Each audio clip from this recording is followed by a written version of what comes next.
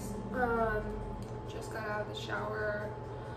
It's Sunday today, so Sunday is like a day of reflection for me. So this video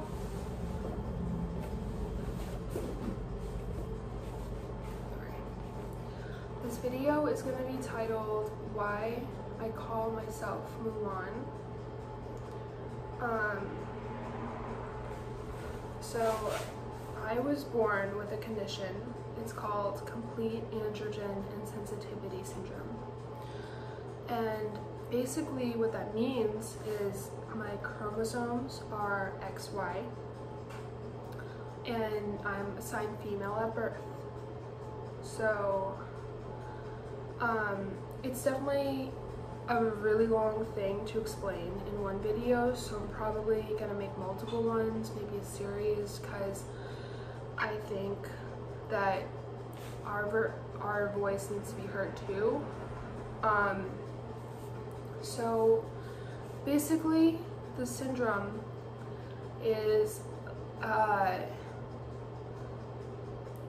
know it runs because of my experience and having it.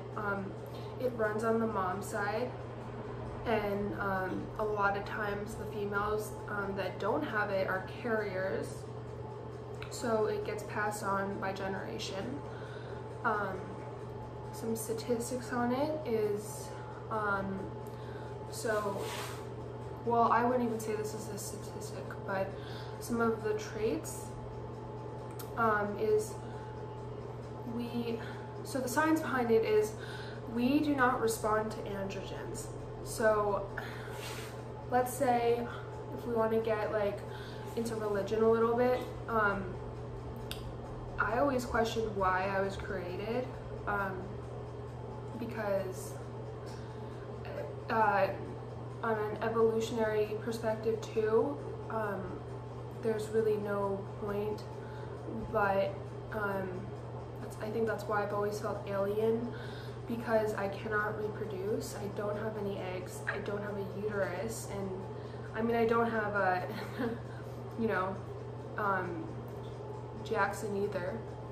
So I am just kind of like barren, like infertile. So it is a mutation, and some like traits of it.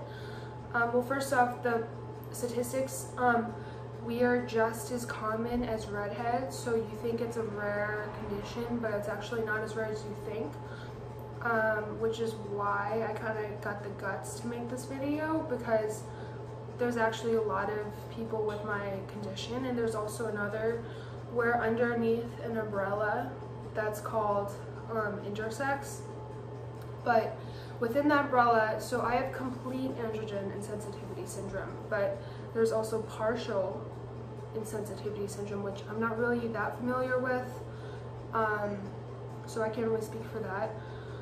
But yeah, so mine is called complete, and statistically speaking, we are assigned female at birth, and we always, like, most of us, I would say, keep our, you know, gender female, but we also have some traits, like, because our chromosomes are XY, that we tend to be taller, usually pretty lean, yet taller, and then that's why a lot of supermodels and in general people have like come out with this syndrome, because I guess like they had the confidence to come out with it later in their career. But some famous people that are thought to have had it are like Queen Elizabeth. And yeah, so some other traits, since we don't respond to androgens, another trait is we have like perfect clear skin. I don't mean to brag, but I did a commercial shoot the other day, and the photographer So like I never really wear any makeup, as in like on my face. I'll wear eye makeup and like eyebrows and lipstick, but nothing, like I never have worn foundation, concealer. I used to use some BB cream for sunscreen only, and I wear sunscreen and lotion, but yeah, I've never ever had to do any makeup like that. But since I got into modeling, especially for commercial modeling, they want your makeup a specific way, because they say that it's because of like they don't want it. First of all, I don't have any pores, like you can't see my pores. So, and then I try to do my own commercial makeup, and I feel like I did. I shouldn't have put on any face makeup, and I like because of our condition, and it's like so rare. But like I think with because I did a shoot over the summer too, and I don't know if that was commercial or not, but I had no face makeup, and I think those turned out better because I think I put too much blush and stuff, you know, and I don't think I needed any foundation or CC cream or anything. But yeah, the photographer also noticed that and was asking me like what my skin routine was, and I was just like, he thought I drank a lot of water, and I do drink a good amount of water, but I don't think I drink enough either. So it's definitely not that, it's because of my like whole condition and stuff. So yeah, that is a positive. I think we have perfect skin. Another trait is, so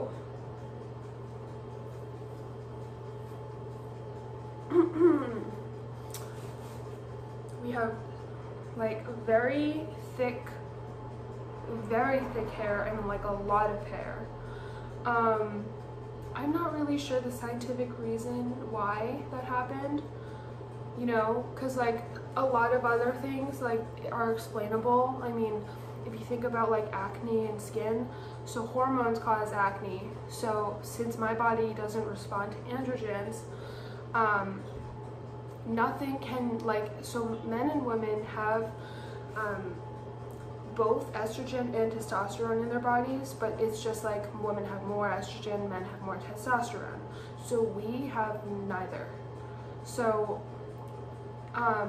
in the womb and stuff, like essentially what an endocrinologist once told me, or yeah, and she was like spiritual too, like, because she was trying to explain this was in high school, so I think she was just trying to, you know, help me feel better about it, because I always knew I had this condition, I just didn't really know the term, and then I had to do so much research and Googling, because my mom, you know, she's a first generation from China, and she didn't know the name in English, but she knew about it too, obviously. So, yeah, she basically, the endocrinologist said that, like, God, like, I don't know, like, really wanted me to be a girl, but I guess a glitch happened, you know, maybe in another universe I'm a boy, so my chromosomes are XY, so, but nothing responds to being a boy. So like they say that we actually have more female traits than chromosomes females with XY, and that's because we do not respond to any type of androgen at all. So there is, yeah, no like testosterone at all in our body, and we only respond to estrogen, is what I'm saying. So yeah, so going back to the hormone thing, that's why we have like perfect skin, because if like you think about teenagers and puberty and getting acne and stuff, we get none of that. So that is a good thing. And then being tall is a good thing too. And I think also I think my bones are a little bit like, I guess wider a little bit maybe, because I noticed that like my ribs, like they show really easily, and I think that's a good thing. But like, yeah, I'm not sure if that's just me. And so basically another thing that we have is God programmed us, or whatever, our maker programmed us in a different way, I guess. So like we have like undescended testes that we actually have to get removed because they can cause cancer, because they're completely defective, not supposed to be there. So it's a mutation, this whole condition, it's a mutation. So and there, you know, nothing else developmentally for us is like different. Lifespan, nothing like that affects with the syndrome. But yeah, so the whole gonad, undescended gonads,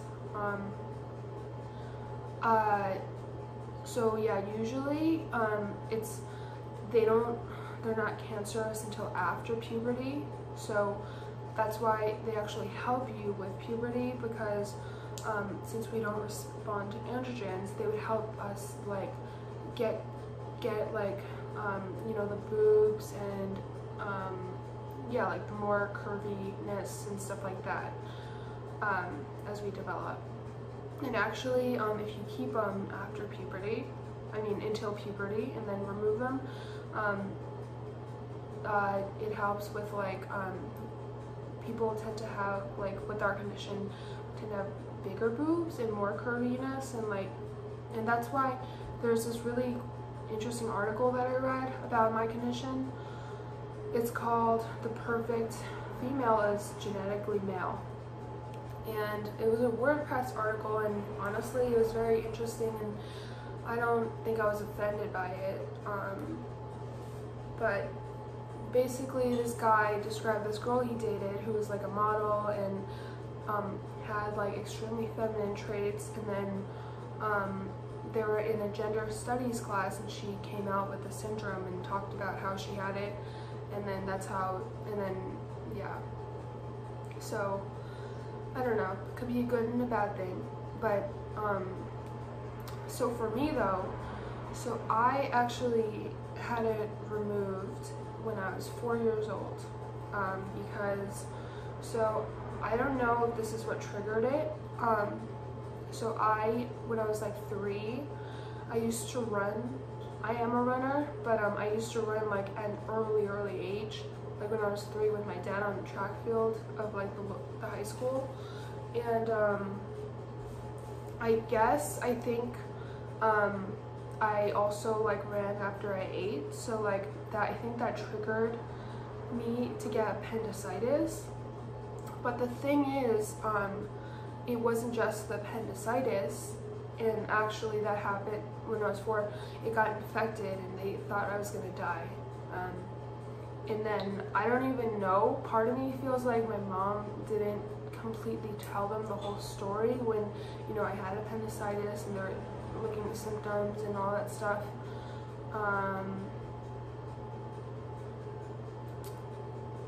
I don't feel comfortable showing the scar right now, but maybe I will. I mean, it's like if I'm in a bathing suit, you can see my appendix, like my appendicitis scar is like here, and then so yeah.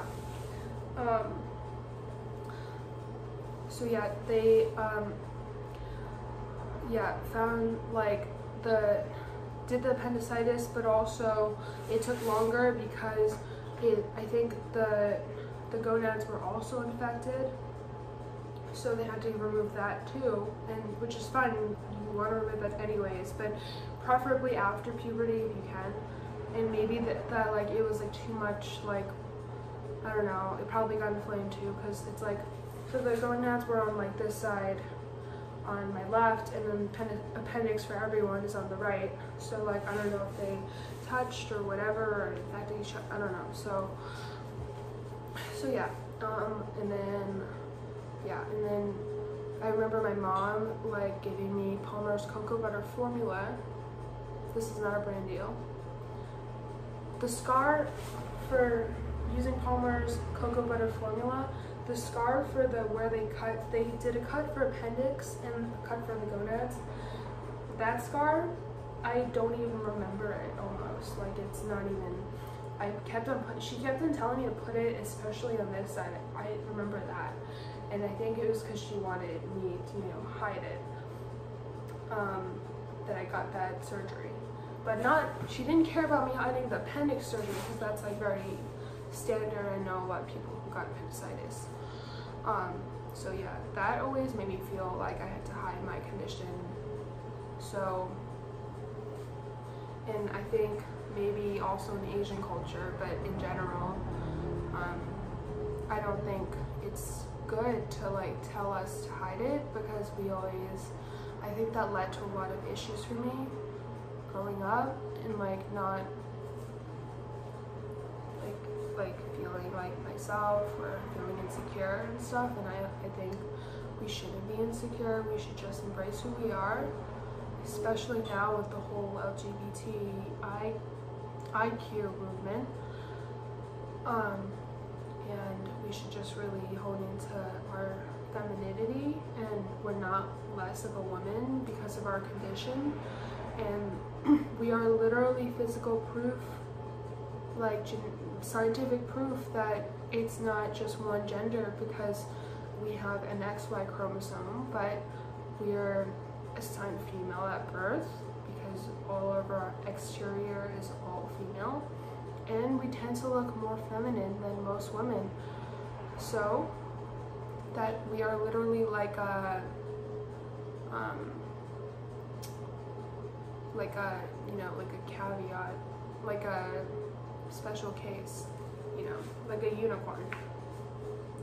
And another person that really inspired me is this other supermodel, Gabby ODL. I think she's Hungarian or something. Beautiful, and she came out with this condition, and I used to like have her on all of my like mood boards and stuff.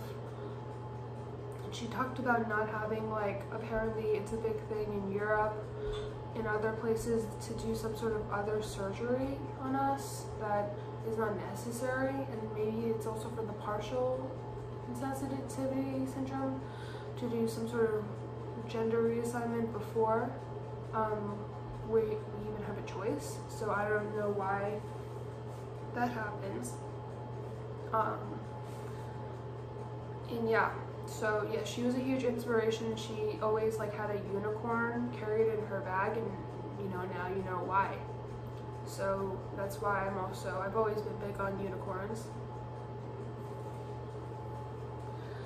And I'm just letting you guys know that I'm actually telling you before I even tell my boyfriend or anyone in person.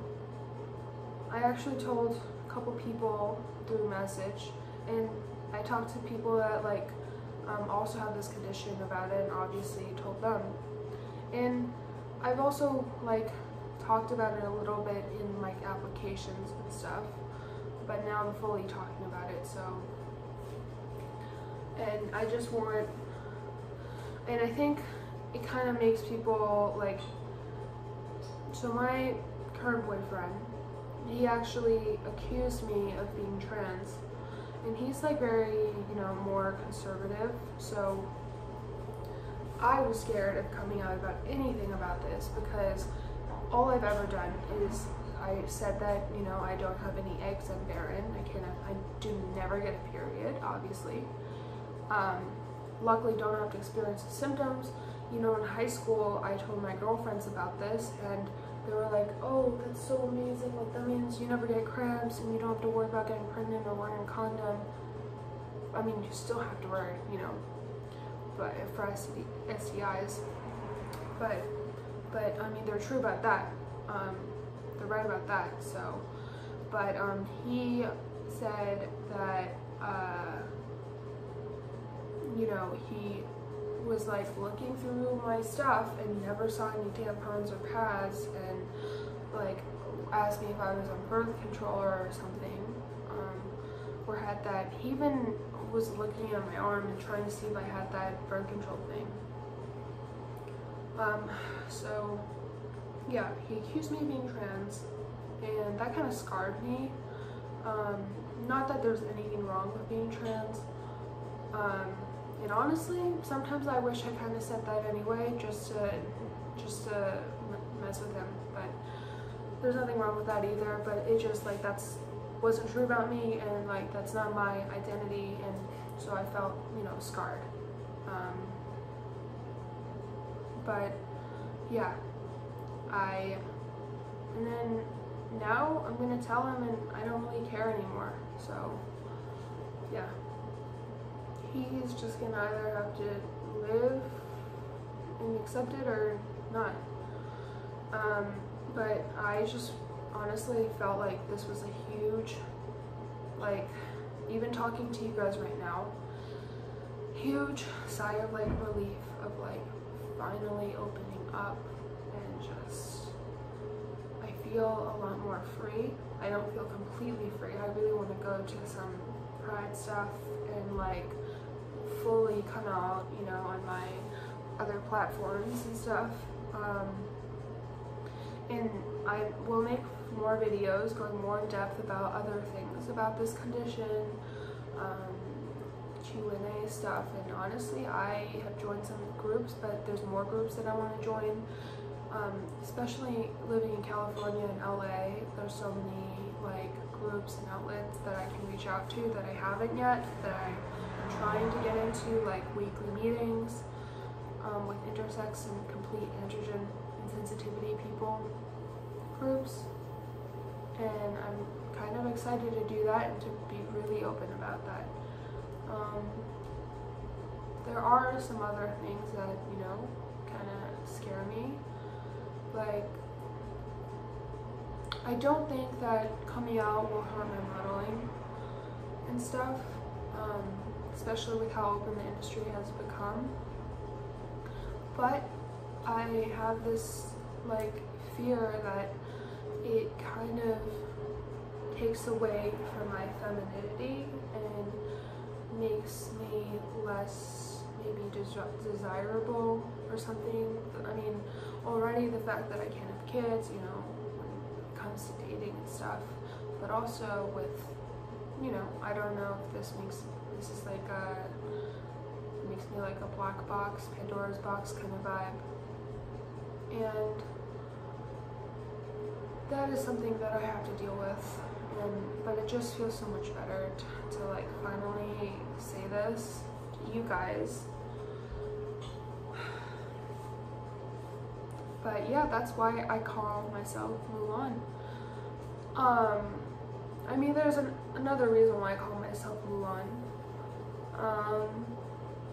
Yeah, and honestly, I think my condition is also why a lot of people think that I'm Korean when I'm Chinese and Taiwanese, specifically Shanghainese and Taiwanese.